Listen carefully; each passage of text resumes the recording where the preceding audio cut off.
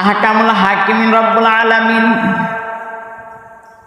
কালামে পাকের মধ্যে সুন্দর করে বয়ান করেন, তিলকা দারুল আখিরাতু নাজআলুহা লিল্লাযিনা লা ইউরিদুনা উলুওয়ান ফিল আরদি ওয়ালা ফাসাদা।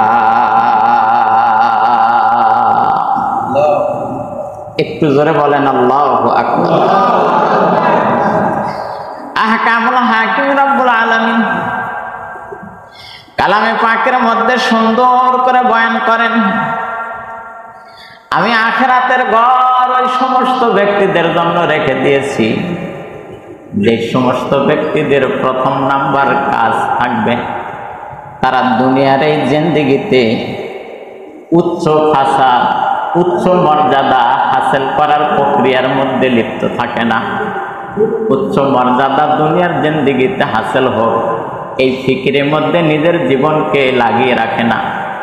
আমার অনেক টাকা হোক, অনেক বাড়ি হোক, অনেক গাড়ি হোক, অনেক সম্পদ, অনেক প্রাচুর্য হই, লোকে আমাকে সব চাইতে বড় বলে সাব্যস্ত করুক, এই কোরবান এই ত্যাগ যে সমস্ত ব্যক্তিরা করতে পেরেছে আল্লাহ বলেন ওই সমস্ত ব্যক্তিদের জন্যই আমি জান্নাত বানিয়ে রেখেছি। দুনিয়ার ভোগ বিলাসিতা, দুনিয়ার সৌন্দর্য, দুনিয়ার আনন্দ, দুনিয়ার অর্থবিত্তর পিছনে নবী রাসূলেরা জীবনেও কোনোদিন লেগে থাকেন নাই, সাহাবায়ে কেরামেরাও কোনোদিন লেগে থাকেন নাই। আল্লাহকে সন্তুষ্ট যারা করে এই দুনিয়া থেকে বিদায় হয়ে চলে গেছেন তাদের জীবনে আপনি তালাশ করে দেখেন ওই সমস্ত ব্যক্তিরা দুনিয়াকে তুচ্ছ মনে করেছে।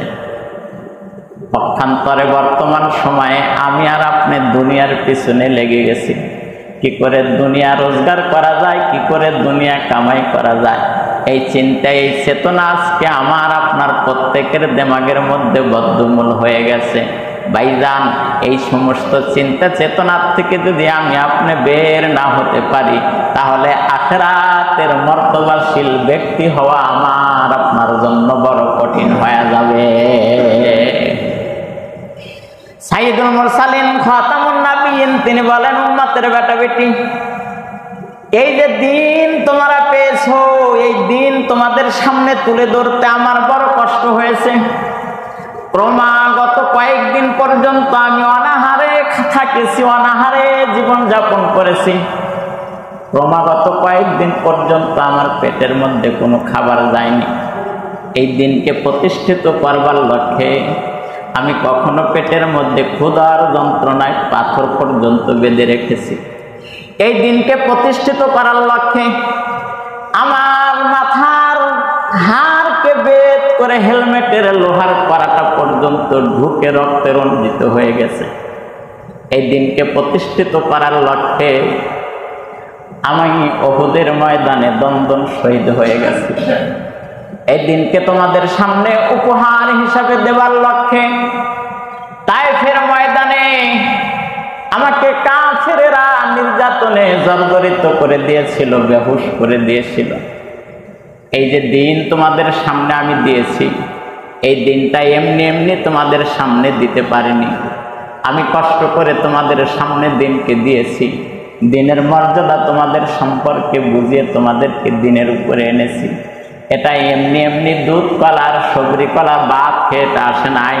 এই দিন এসেছে নবী রাসূলের রক্তের বিনিময়ে, সাহাবায়ে কেরামের জীবনের বিনিময়ে, তাবে তাবিনের মেহনতের ফসলের কারণে এই দিন জিন্দা হয়েছে। পয়গম্বর আরবি সাইয়্যিদুল মুরসালিন খাতামুন নাবিয়্যিন বলেন, যখন লোহার কড়াটা আমার মাথার মধ্যে বেদ করেছিল আমি বেহুশ হয়ে গর্তের মধ্যে পড়েছিলাম। এর মধ্যে খবর হয়ে গেছে কুতিলা মুহাম্মদ, মুহাম্মদকে দুনিয়া থেকে বিদায় করে দেওয়া হয়েছে। সমস্ত সাহাবায়ে কেরাম পাগল করা হয়ে গেছে। সাহাবীরা তো পয়গম্বরকে জীবনের চাইতে বেশি ভালোবাসত। পয়গম্বরকে তো সাহাবীরা নিজের কলিজা দিয়ে মহব্বত করত, ভালোবাসত। নিজের জীবনের বিনিময়ে পয়গম্বরের ক্ষতি হোক এটা তারা কখনো চাইতো না। এই খবর যখন সাহাবারা শুনতে পারল, প্রত্যেকেই পাগল করা হয়ে গেল, দেওয়ানা হয়ে গেল।